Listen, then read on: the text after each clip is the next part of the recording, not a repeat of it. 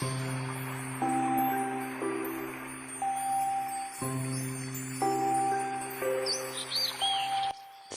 The sacred truth of humanistic Buddhism. Certainly, it is not possible to perfect oneself in an instant. Based on my lifetime experience, we each have our own attainments, and each day's cultivation means each day's growth. By gaining thorough understanding of the Mahayana teachings such as prajna, middle path, or dependent origination, which embody the profound meaning of oneness of self and other, we will also be attaining the sacred connection between humanistic Buddhism and Buddha. Therefore, can the sacredness of a bowl of rice be denied? Can the sacredness of the joy found in life or the support and help we are given be overlooked? Would the sacredness of a smile, handshake, or a nod be denied? When I am willing to give others faith, joy, hope, and convenience, would this not be regarded as sacred? The 3 acts of goodness are promoted for the purpose of helping people do good deeds, speak good words, and think good thoughts. Therefore, is it not regarded as sacred? Faith itself is sacred. Spiritual cultivation itself is sacred. The process of purifying ourselves and transforming ourselves into sages and saints would be the power of our sacred faith. Based on this, it can be said that humanistic Buddhism is Buddhism.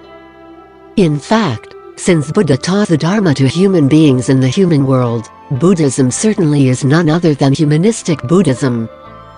During Buddha's time, many yogas and shamans adopted odd and eccentric approaches of spiritual cultivation, which were in disaccord with ordinary human behavior. Out of his compassion, Buddha subdued 96 such heretics and underwent the arduous journey of spreading the Dharma to deliver sentient beings. Although he made tremendous progress, the large discrepancies of principle and habit among sentient beings were ultimately hard to unite. In particular, Devadatta's rebellion and propagation of austerity as a means to surpass the Buddha had in the end failed. Although Buddhism counsels against indulgence in luxury, for it will eventually lead us astray. Over-insistence on austerity to win admiration in followers is not deemed ideal for the benefit of society. True humanistic Buddhism should advocate the middle path and practice in accord with what the Buddha taught and practiced.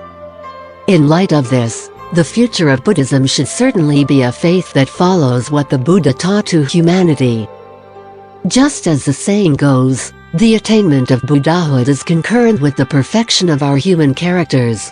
Once we master our ways as humans, how can we not become Buddhas? Furthermore, Buddha has taught us the 4 ways of embracing and the 4 universal vows as ways to deliver sentient beings. He also taught us to value every part of our daily life and discover true peace and perfect ease by applying the transcending and profound meanings of the Dharma. Buddha's sacred teaching of the age holds that our priority is to serve our nation, be dutiful to our parents, and regard all humans as equals. Both the Confucian thought of benevolence and Taoist principle of transcendence share a similar belief with Buddhism, although only in parts.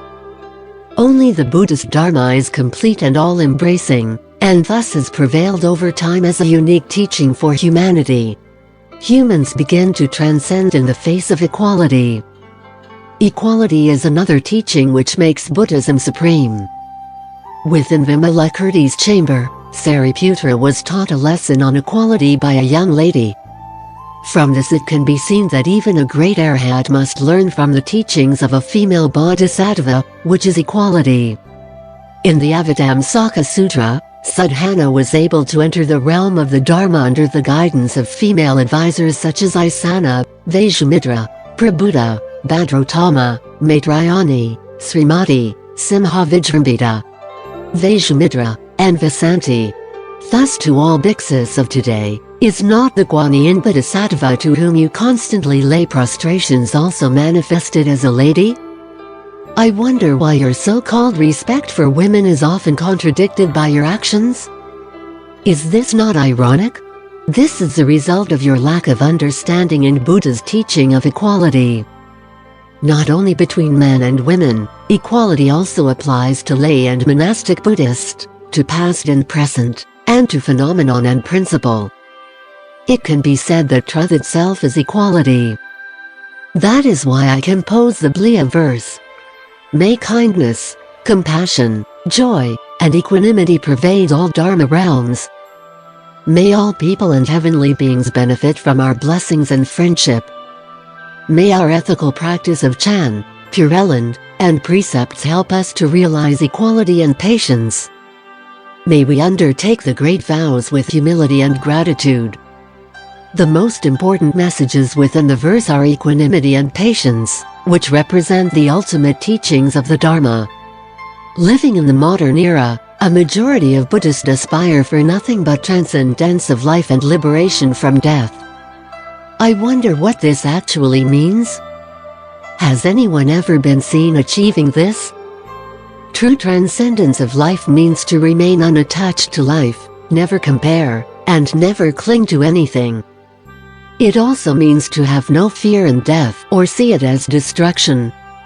In fact, death is just like moving, immigration, buying a new car, or changing into new clothes, which are something worth celebrating. Moreover, death is preceded by birth. If there were no birth, would there never be death then?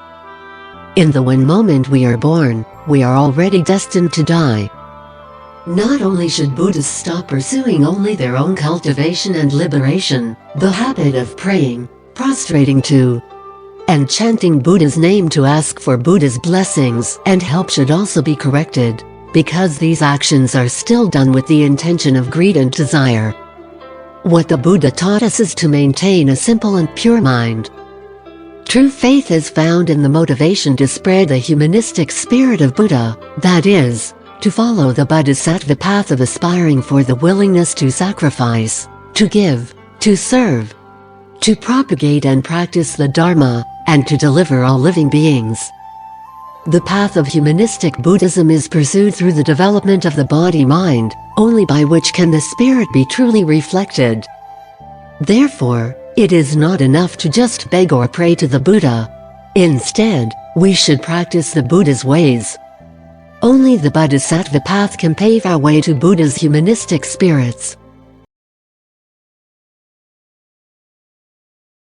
Dedication of merits.